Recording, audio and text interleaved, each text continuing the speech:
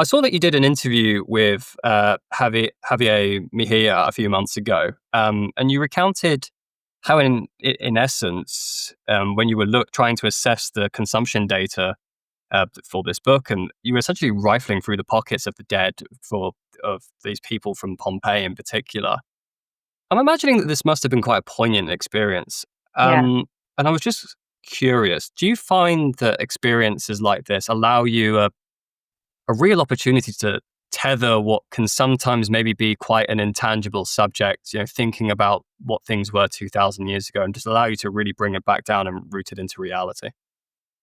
I have to say, and you or your listeners will probably find this a little weird, that those places where you're really forced to reckon with the lives of people who lived 2,000 years ago are most poignant actually when you're trying to assemble data. So we don't have data that just exists in some digital way out in the world, right? We have to actually assemble it. And so in one instance, I actually went through all of the coin records for Pompeii to try to gather together how many people were carrying in their pockets when the volcano exploded on them. And you would find these incredibly heartbreaking stories of, a woman trying to shelter a child who happened to be carrying three sesterces. And so as you're putting into your database three sesterces, right, you have to think about the circumstances in which this woman, this might not even be her child, right? And I also argued elsewhere that these are probably almost certainly enslaved people who've been left behind when the volcano exploded. You are you confront their humanity in actually helping to produce that data. The other place that I did it was lurking with farm accounts from Egypt, because every single day the accountant would write down what was happening, who was doing it, and how much people were being paid.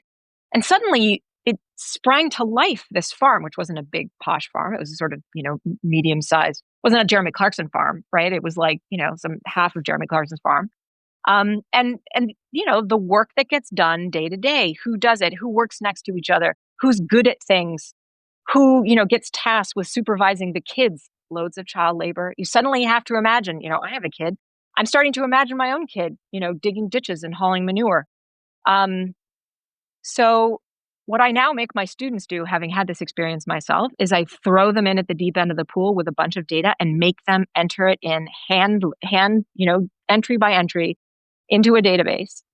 Because not only do you learn a bunch of skills to do that, but you are forced to confront people's humanity and what it's like to live day to day in this world. And it's all of the unexpected things that you find, both the extraordinary brutal and the sort of inexplicably kind and human, like that mother sheltering, a child from a volcano.